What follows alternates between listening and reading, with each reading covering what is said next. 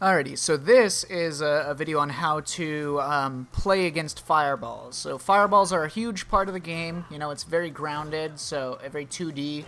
So any move that like takes up space independently of the character is going to be a huge part of the game. So there's not like an easy like be-all solution to fireballs because they are so integral to the game.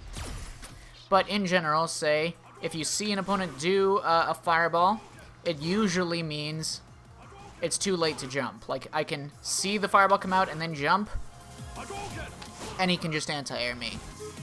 And not every character's fireballs work the same, and not every character has an anti-air like a Shoryuken.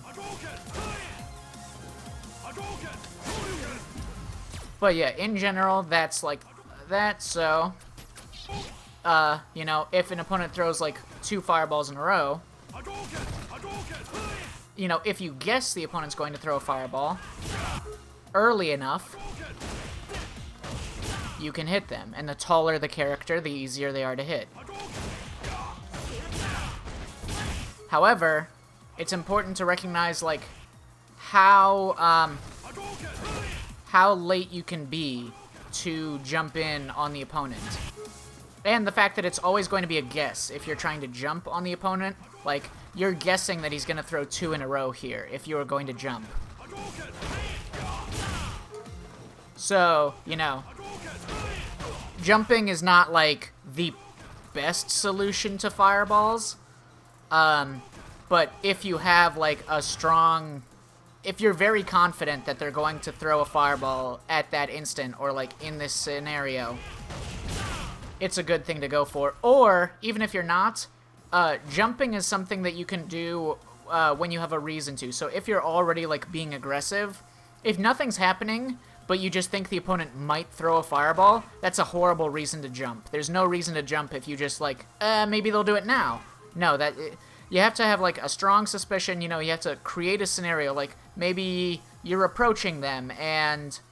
you know that they tend to do actions when you get to, like, this distance away or something. Like, they get uncomfortable. So you approach them, and then you create that action, and then, you know, predict a reaction. So maybe their reaction to you approaching for that long of time is often to throw a fireball. Okay, well, that's a good reason to jump. You know, you create that scenario, and then predict their reaction to it. Or if they just throw tons of fireballs just back to back to back,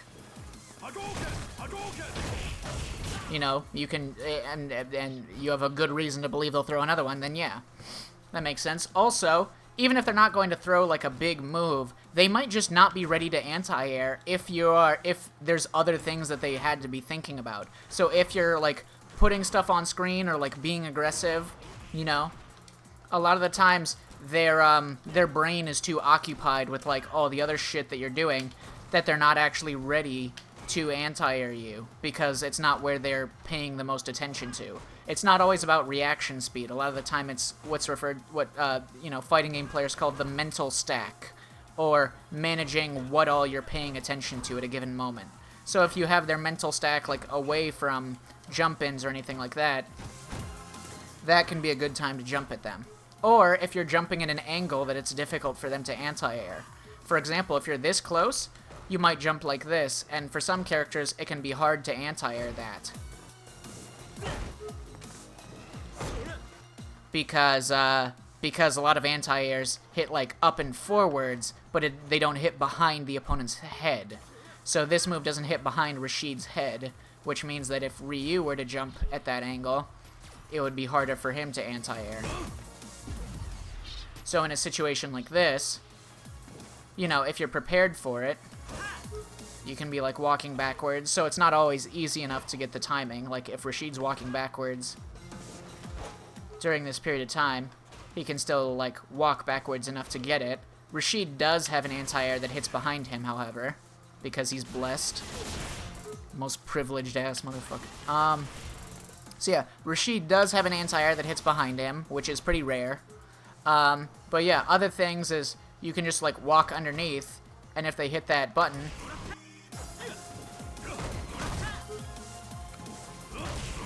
you can trip guard them.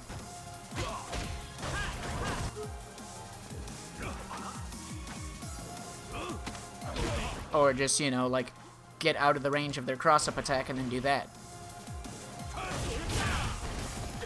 Or sometimes, if you don't want them to get the corner or switch sides, you can just react with a jump back. And some characters have different jumping tools, like Rashid can do this, which is really useful.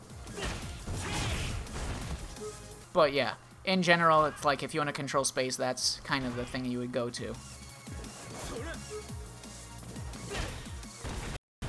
But anyway, sorry, that's not the point of the video. So back to, yeah, dealing with fireballs. So, say an opponent's like doing multiple fireballs back to back. Well, that's still not a guarantee you're going to be able to get in on them. For example, if I'm all the way back here and I block the fireball this late, the earlier you block a fireball, the better you are. So if I block it right here, I'm +6, as you see, because I'm blocking his fireball immediately, and I can actually punish him here. But if I block it like back here, I'm +3. If I block it back here, I'm -9. If I block it back here, -12. The further out, you know, obviously he's still recovering, but I haven't blocked the fireball yet. So the further out you block a fireball, the worse your frame advantage is.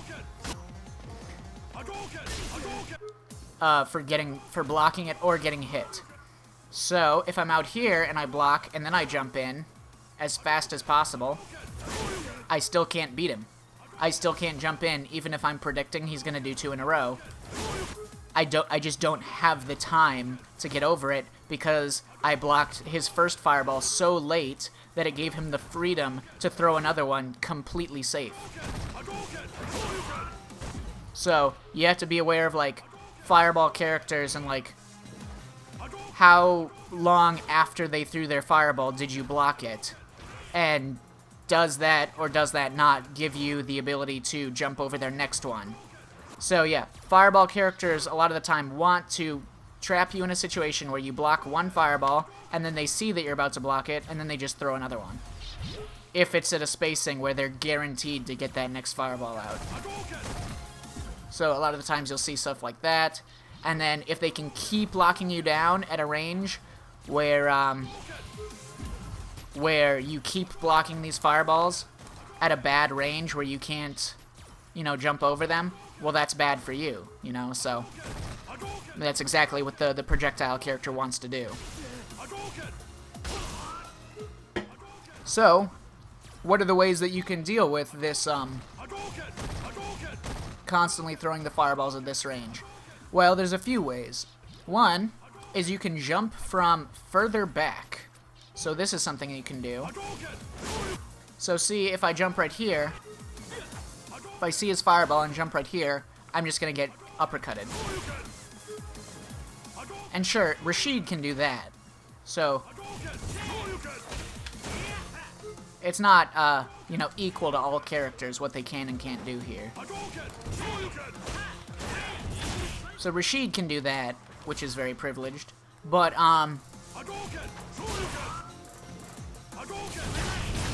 and he can even do that on reaction. Like, he can just see the fireball and then punish it, like that, or like this. So yeah, Rashid has lots of tools to deal with this, and he can fight with his own fireball as well. But anyway, so yeah, other characters, a good technique is to actually be further away. So, you know, contradictory to what you might expect, you know, you want to be chasing down a fireball character, but it can help you if you're further away from them, because if you see their fireball and jump here, it's too far away for him to uppercut you. So that can allow you to clear a lot of space, but it's still safe for you to do. So as soon as you see like the fireball come out from this range, you just jump, and he can't punish you for it. So a good thing to do, especially if you're a character with a long jumping attack, which Rashid actually is not, but you jump at like a range like this, where your longest jumping attack just barely reaches the opponent, but if you don't do a jumping attack, you land like a decent distance away, and different characters are better or worse at this than others.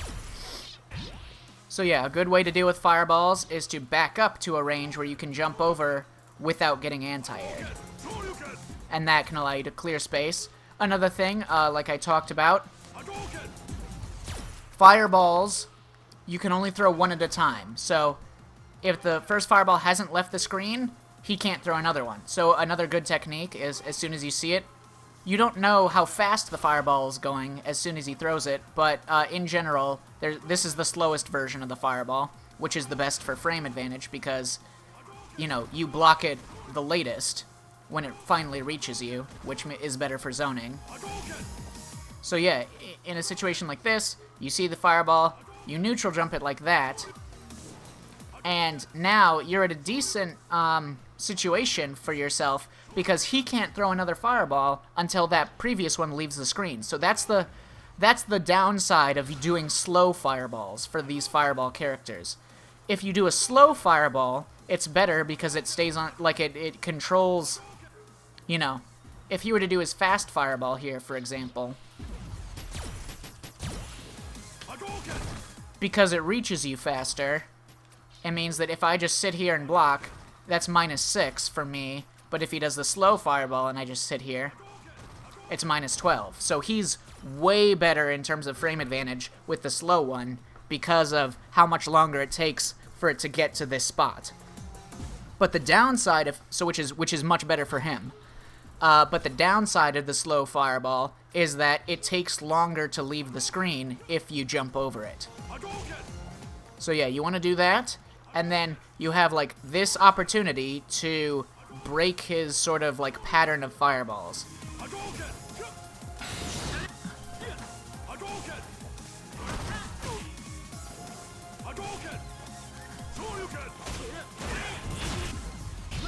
And then if he throws another fireball as soon as he can again, you know, that's a risk for him, because he's no longer at that situation where he's guaranteed to get it out, like that. Instead, if I do that,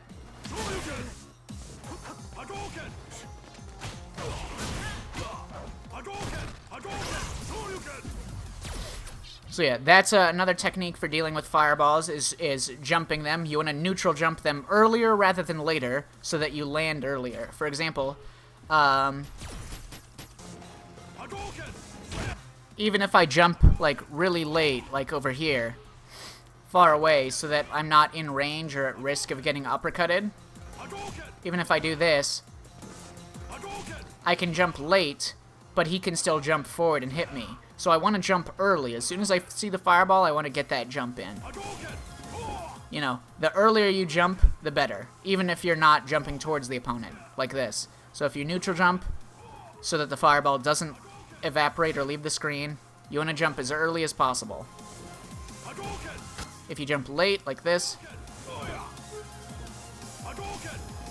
you know, you might get hit, and you're at a worse frame advantage in general. Another thing to point out for regular dealing with fireballs is that when a fireball is thrown, it usually extends their body quite a bit. So, specifically, they're much more hittable with a low attack. So if he were to just stand there and I were to be like right here, it wouldn't hit him. But if he's throwing his fireball, it does, because he's more hittable at the ankles. His ankles extend when he throws a fireball. So it can be good to throw out these big attacks if you're expecting a fireball, like, you know, low attacks or extra high attacks like this. Or, if you're a character that has fireballs, sometimes you might want to try to challenge theirs with yours, just because it builds you meter. You know, you build more meter when you're throwing fireballs as well. And you can also, like, some characters can compete better than others. Like that. If I'm hitting a 2-hitting fireball against a 1-hitting fireball, Rashid wins this. But yeah, in general, I mean, like, if the opponent's really predictable, like, they'll always throw fireballs whenever they can, you know, you can just, even if you're in a situation like this, where you can't jump in,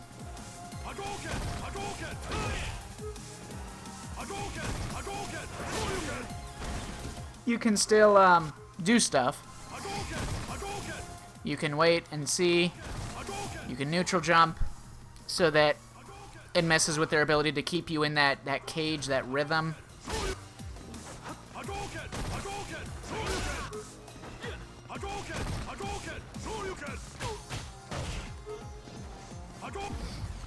And then you can break that pattern, and if you have that opportunity, that time before the next fireball leaves the screen to approach them. And if they throw a fireball as soon as they possibly can after that, you can, you know that exact timing, and you can definitely jump in on that. Or put out a button at the right time that hits low, like that.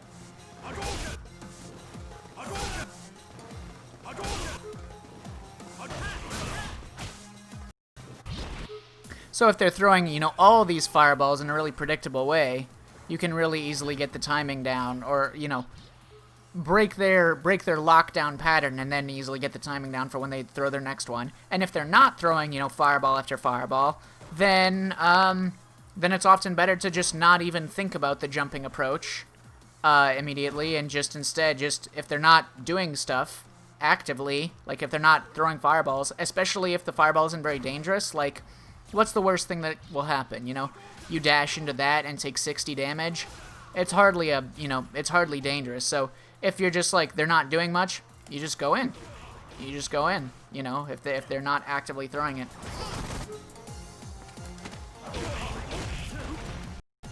The biggest thing you need to worry about when, like, choosing, like, oh, if I'm gonna, like, just start rushing in on the opponent, the biggest thing you usually need to worry about against most fireball characters is their meter. If they have the meter to start spending EX fireballs are usually much faster, they hit more times, and they, like Ryu's, for example, they knock you down. So if you accidentally dash into one of those, that can be a lot worse than just dashing into a regular fireball, because it lets them approach and take up position on the screen and, get more offense. The fact that it knocks you down. So, be wary and, like, say, be more passive and, like, not as gung-ho about moving forwards if the opponent has the EX meter. Especially since EX meter, when they do EX fireballs, they recover even faster than regular fireballs. So it lets them do it, even more than they normally would be able to. So if I have this situation where I have him, like, if I just sit here, for example, and then I jump in on this, I can punish that, but if he does EX instead for the second one, he recovers faster and he can anti-air me. So, in general, if they have meter, it's more dangerous to do either approach option. Unless, they don't spend the meter very much. In which case, if they're not going to spend it, then you don't have to worry about it. So this would be a range where you can't, like, if you block this, then he gets a free boom afterwards, and you can't jump over that, or forward jump over at least. But if you're at this range and you block this, you see the next one, you neutral jump. It takes a while for that one to leave the screen, you can do that. There's other, so for Mika, her, like, anti-projectile moves would be like this. So, if she's close to the opponent, close enough, you can do that armor move, and it'll armor through the first projectile hit.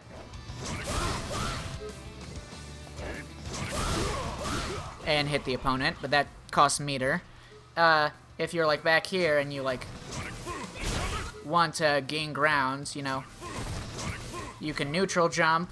You can also slide underneath it with crouching heavy kick,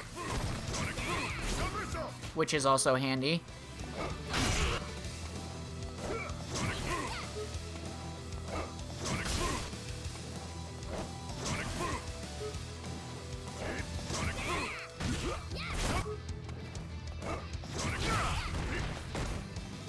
So yeah, you can use that as an approach option to get under the booms, or just outright punish them when they, like that. If you fully charge your heavy kick, drop kick all the way, there is a state near the end where it will go over projectiles. Like so. But it's very near to the end of the move. It doesn't help, like, in a situation like this. See, it's not fast enough. And you can also, like, you know, with Mika, you can do V-trigger stuff like this.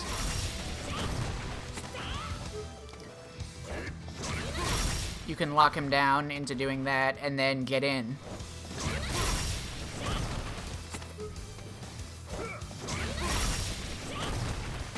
So that's +3 when you do it like that.